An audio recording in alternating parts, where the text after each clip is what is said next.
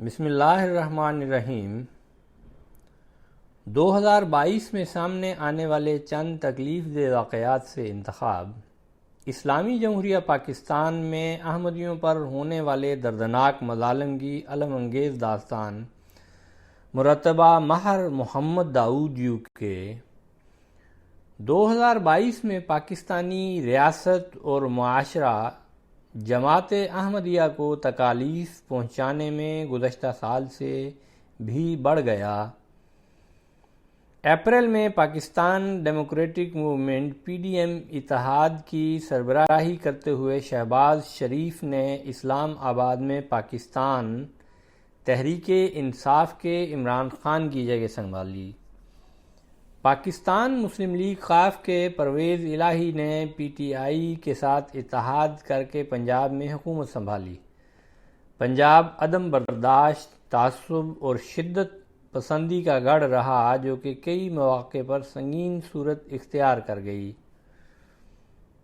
احمدیوں کے ساتھ غیر مناسب رویے نے تو شدت اختیار کی ہی، لیکن اس کے ساتھ اس ایذا رسانی نے جدت بھی اختیار کر لی۔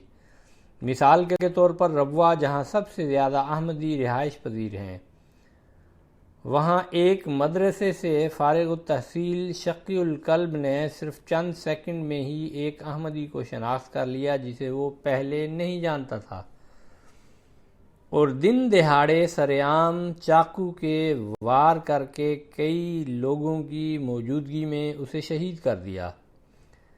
ربوہ میں اس قسم کے واقعے کی مثال پہلے نہیں ملتی۔ ایک اور واقعہ جو کراچی میں پیش آیا، جہاں ایک احمدی وکیل کو پولیس نے امتناع احمدیت قوانین کے تحت اپنے نام کے ساتھ سید کا لفظ استعمال کرنے پر مقدمہ درج کر دیا۔ پھر ایک واقعہ ایسا ہے کہ جس میں ایک گاڑی میں ایک پوسٹر لگایا گیا جس پر یہ درج تھا کہ احمدی اس گاڑی میں داخل ہونے سے پہلے اسلام میں داخل ہوں۔ گزشتہ سال میں احمدیوں پر 8 ایسے سنگین حملے ہوئے جن کا نشانہ بننے والے زخمی ہوئے، ہسپتال داخل ہوئے یا پھر مستقل معذور ہو گئے۔ پولیس نے مولویوں کے ساتھ مل کر احمدیوں کے خلاف فوجداری مقدمات درج کروائے، جن سے پتہ چلتا ہے کہ مولویوں سے احمدیوں پر ظلم و ستم کا کام اب ریاست نے اپنے ذمہ لے لیا ہے۔ معصوم احمدی کئی بار ٹرائل کورٹ سے بری ہونے سے قبل سالوں تک جیلوں میں قید کاٹتے ہیں۔ اس سال پولیس نے 107 احمدیوں پر مقدمات بنائے اور 26 احمدیوں کو گرفتار کیا۔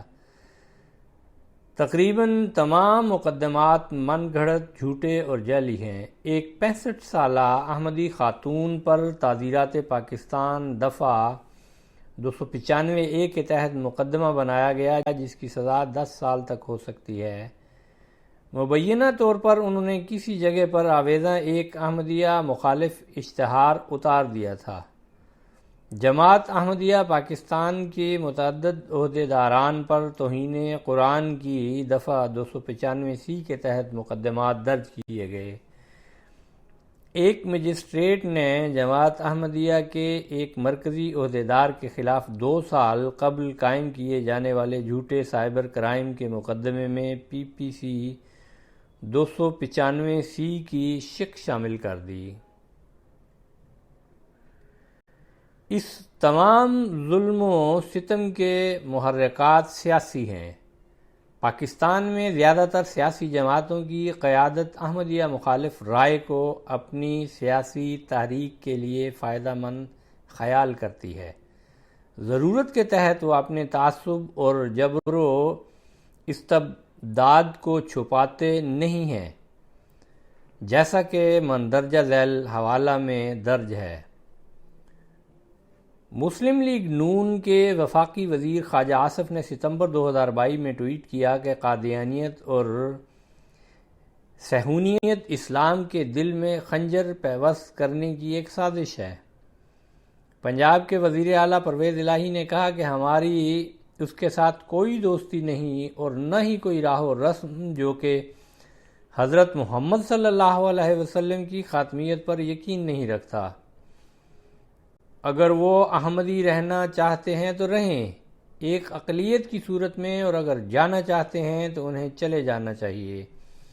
عمران خان کے ایک کیبنٹ منسٹر علی محمد خان نے عمران خان کی موجودگی میں بڑے فخر سے ایک ریلی میں کہا کہ عمران خان نے قادیانیت کی کمر توڑ دی۔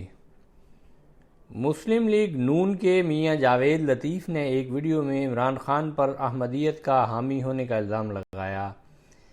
یہ قیاس سے کچھ الگ ہی تھا۔ اس نے یہ نتیجہ نکالا کہ ہر ادارے کو اس بات کا خیال رکھنا چاہیے کہ اگر یہ شرارت احمدیت زور پکڑتی ہے تو پھر پاکستان خون ریزی میں غرق ہو جائے گا۔ آزاد کشمیر اسمبلی کو اپنی ساکھ کو بحال کرنا چاہیے تھا، لیکن اس کے برعکس اس نے کھلے عام تعصب کی قیادت کرنے کا ارادہ کیا، اور اسمبلی نے احمدیوں کے خلاف ختم نبوت کی حمایت میں کیے جانے والے اقدام کی ایک لمبی قرارداد منظور کی۔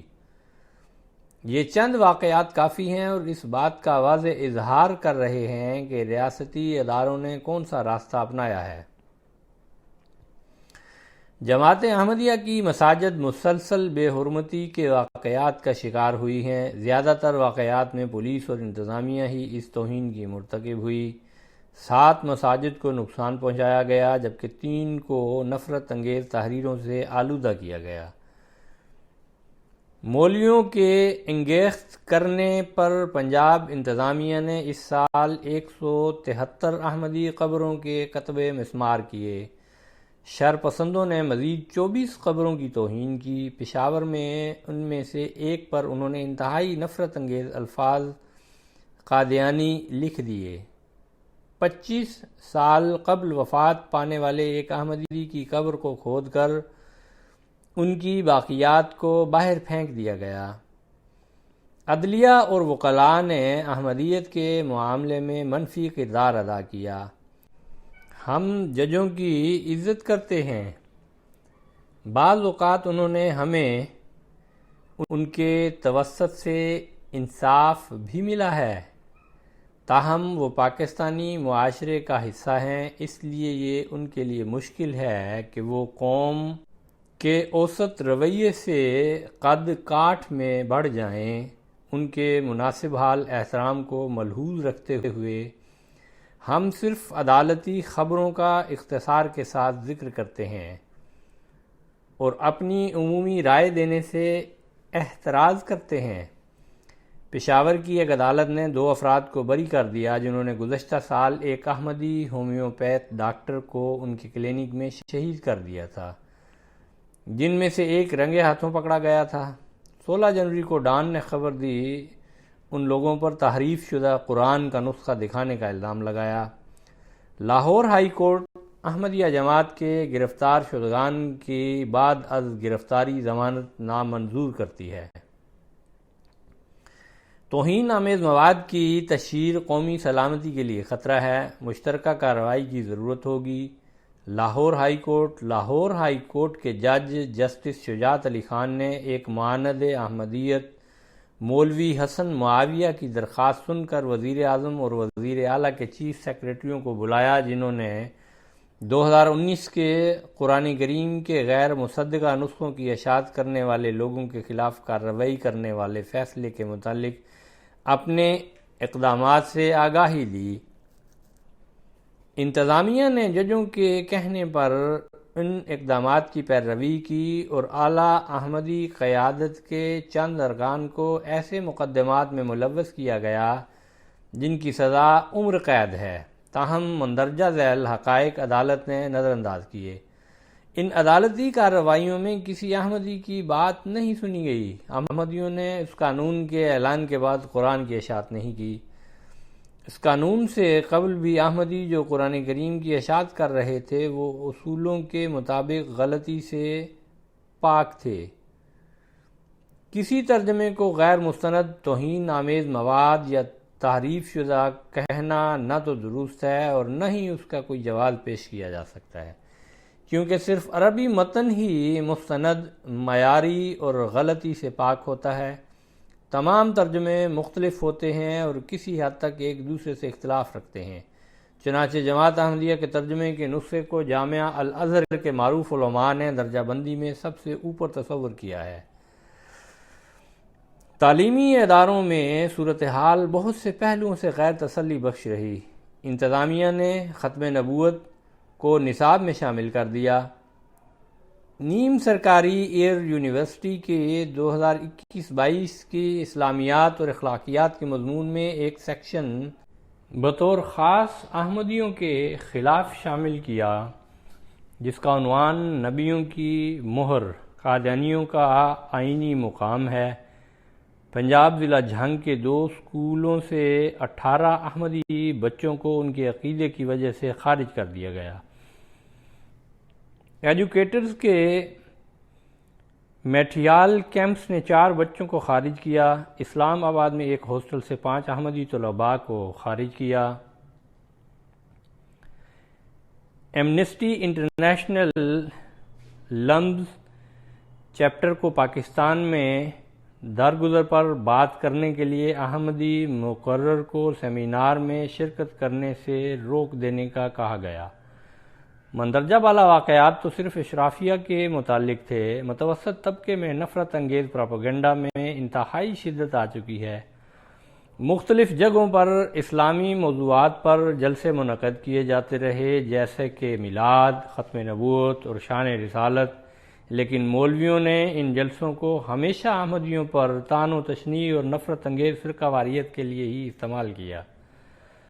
ملا نعیم قادری تو اپنی ایک ویڈیو میں نفرت انگیز جذبات میں اس حد تک چلا گیا کہ اپنے دیکھنے والوں کو حاملہ احمدی خواتین کو قتل کرنے کا کہا تاکہ کوئی بچہ احمدی عقیدہ رکھنے والوں میں پیدا نہ ہو۔ احمدی خواتین کو بھی انتہائی منفرد قسم کی تفریق کا سامنا کرنا پڑتا ہے۔ ایک احمدی خاتون استاد کو ان کی نوکری سے صرف احمدی ہونے کی وجہ سے نکال دیا گیا۔ ایک احمدی خاتون جو 2015 سے سپیریئر یونیورسٹی میں لیکچرار تھی، ان کو انتہائی جارحانہ رویہ کی وجہ سے استعفیٰ دینا پڑا۔ ایک کالج کی احمدی طالبہ ہیں، ان کو ان کے پرنسپل کی طرف سے جھوٹے الزامات کے باعث ہراسانی کا سامنا کرنا پڑا۔ بدقسمتی سے ان دنوں زیادہ تر احمدی طلباء کو سخت رد عمل کے اظہار کے خوف کے باعث اپنی شناخت کو چھپا کر رکھنا پڑتا ہے۔ معاندین احمدیت کے لیے دھمکی آمیز رویہ ایک مؤثر ہتھیار ہے۔ ان دھمکیوں کے باعث ایک احمدی کو اپنا کرائے کا گھر یا دکان خالی کرنی پڑتی ہے، اور وہی دھمکانے والے ان جگہوں پر قابض ہو جاتے ہیں۔ سرگودا کے ایک احمدی کو ایک مولوی نے قتل کی دھمکی دی، اسی وجہ سے ان کو اپنے بیوی بچوں کے ساتھ کسی اور جگہ پر نقل مکانی کرنا پڑی۔ عید الاضحیٰ کے موقع پر اکثر احمدیوں کے لیے مذہبی آزادی کا سلب ہونا ایک معمول بن چکا ہے، اور اب وہ پہلے کی طرح آزادانہ طور پر جانوروں کی قربانی بھی نہیں کر سکتے، کیونکہ ان کے مسلمان ہمسایوں کے کہنے پر پولیس ان کے خلاف مقدمات درج کر دیتی ہے، اور یہ اس خوشی کے موقع کی خوشی کو خراب کرنے کے لیے کافی ہے۔ ریاستی اور مذہبی سرپرستی میں ہونے والے مظالم کے علاوہ معاشرتی پروگرام اور اجتماعی تشدد احمدیوں کے لیے ایک بڑا خطرہ ہے۔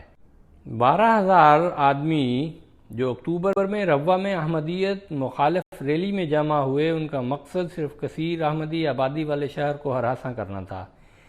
ریلی کے شاملین جارحانہ پروپیگنڈا سے متاثر ہو کر پرتشدد واقعات میں ملوث ہو جاتے ہیں۔ وہ ایک مذہبی مقصد حاصل کر لیتے ہیں، اور ان کے ایسے کام ان کو طاقت کا احساس فراہم کرتے ہیں۔